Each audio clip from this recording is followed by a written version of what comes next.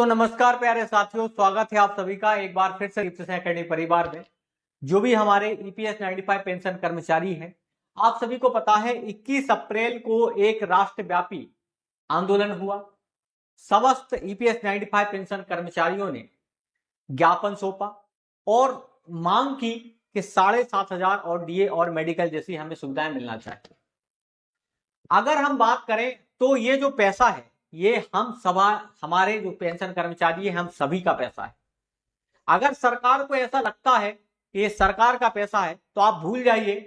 इस बार मैं बता रहा हूं, जितने ईपीएस 95 पेंशन कर्मचारी हैं सबके सब गुस्से में, और ये बदला आने वाले चुनाव में दिखाई देगा। जब कोई भी सरकार, ऐसा नहीं कि हम एक सरकार की बात कर रहे हैं, कोई भी सरकार जब हमारे पेंशन कर्मचारियों के दरबार में पहुंचेगी, वो मांग करेगी हमें वोट दो, ये दो, तो उसका जवाब मिलेगा। कि जब हमारे भारत के आप अलग अलग राज्यों में देखिएगा, हमारे जितने पेंशन कर्मचारी हैं लगातार 10 साल से परेशान हैं। 1,000 रुपए में कैसे इनका घर परिवार चलता है, पूछना चाहिए ये सवाल माननीय प्रधानमंत्री मोदी जी से कि आपको हम 1,000 रुपए देते हैं, पूरे महीना आप अपना घर परिवार चला के देखिएगा। और ऐसा केवल एक पेंशन कर्मचारी की बात नहीं है, लाखों में ये संख्या है जो 1,000 रुपए जिनको महीने में मिल रहे हैं, और वो भी कभी समय पे आती है, कभी समय पे नहीं आती है। कई तो ऐसे पेंशन कर्मचारी हैं जिनको 1,000 रुपए भी नहीं मिल रहे हैं। इनके घर की आवाज कौन सुनेगा, इनके घर का खर्च कौन उठाएगा?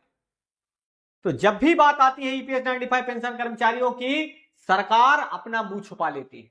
क्यों?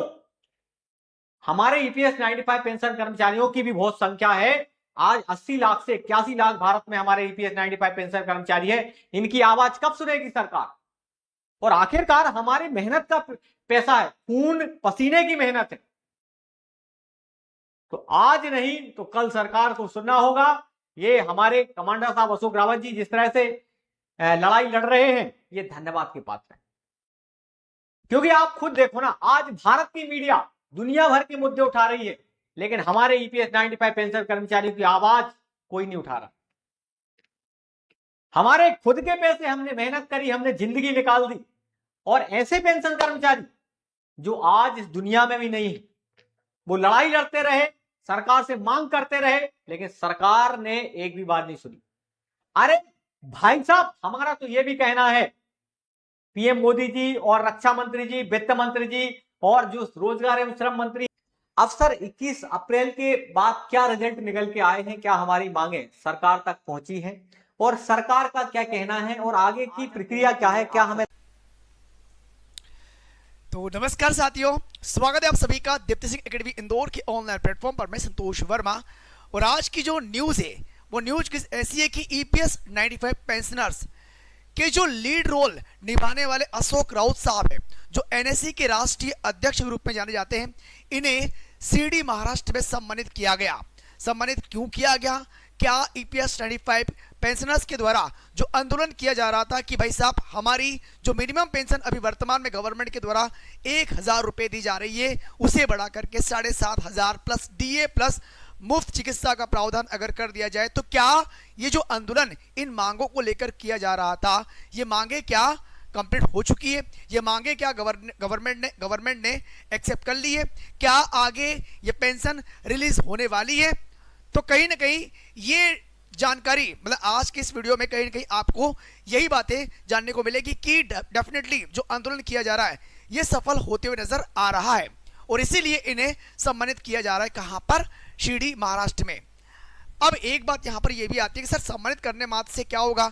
इन्होंने सहयोग दिया, ये बात बिल्कुल सही है, लेकिन क्या वास्तविकता में बढ़ोतरी की घोषणा हुई है या नहीं हुई है? तो 15 मई को एक्चुअली अभी तक जो इन्होंने आंदोलन किया, इसका रिजल्ट अब निकल के आने वाला है कि 15 मई को प्रधानमंत्री नरेंद्र मोदी जी बुल्ढाना जाने वाले। बुल्ढाना में हेडक्वार्टर है सर, किसका हेडक्वार्टर है?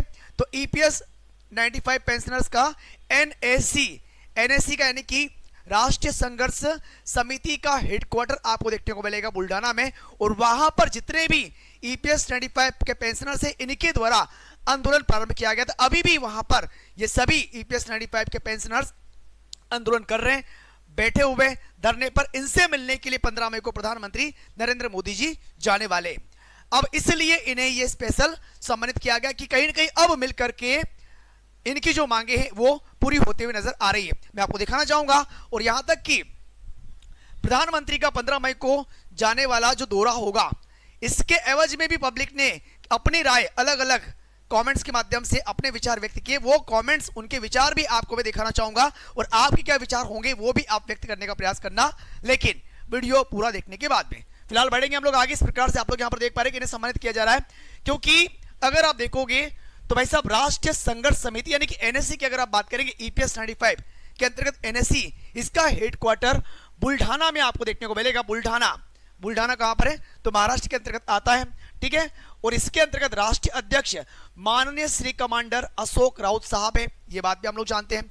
अब इन्होंने इस प्रकार अगर आप देखोगे तो वहां पर अभी भी ये पब्लिक बोलो या फिर ईपीएस 95 के पेंशनर्स जो कि लगातार पिछले 10 सालों से इस प्रकार संघर्ष करते हुए नजर आपको आएंगे। इनका ड्रेस कोड भी आप लोग देख पाओगे कि इनकी टी शर्ट पर आप लोगों को ईपीएस 95 का लोगो लिखा हुआ नजर आएगा। अगर यहां पर देखोगे तो आप देख पाओगे सारे बुजुर्ग जो कि पेंशनर्स है, जो वर्तमान में मिनिमम मात्र किसी को 500, किसी को 700, किसी को 1000, किसी को 1200 रुपए की राशि मिल रही है।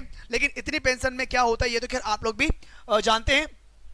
और ये आप देखोगे कि बोर्ड लेकर के हायर पेंशन बाबत भेदभाव नको, भीख नहीं हक मांगतो 7,500 रुपए। तो ये तमाम आप लोग देख पा रहे हो कि महाराष्ट्र में उनकी लैंग्वेज में उन्होंने आंदोलन करने, अपनी बात गवर्नमेंट तक पहुंचाने का प्रयास भी किया, और तमाम प्रकार के एक बड़े स्तर पर भी आंदोलन हुए। दिल्ली में भी जाकर के अशोक राउत साहब की अध्यक्षता में ये तमाम आंदोलन हुए, और आंदोलन करने के पश्चात में आपने ये भी देखा कि इनको ये तमाम मंत्रालय जो गवर्नमेंट की ओर से भाई जो केंद्रीय मंत्रालय बने हुए थे, इनमें भी इनको बुलाया गया, और प्रधानमंत्री कार्यालय तक भी ये गए।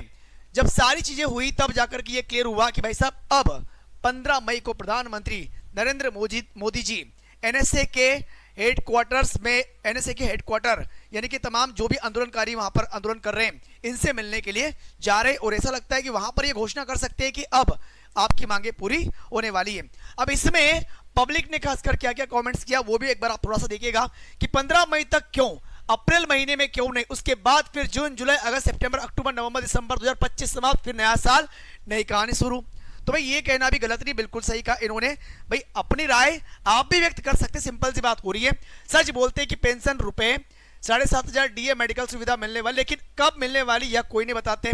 पहले बोला होली का उपहार मिलने वाला है, उससे पहले बजट में होली गया, बजट गया, फिर बोला अप्रैल 1 तारीख मिलना, मतलब कि डेट पर डेट, वो बोलते हैं तारीख पर तारीख मिलती जा रही है, लेकिन क्लियरेंस अभी तक हमें नहीं मिल पा रहा। ये बात बिल्कुल सही है।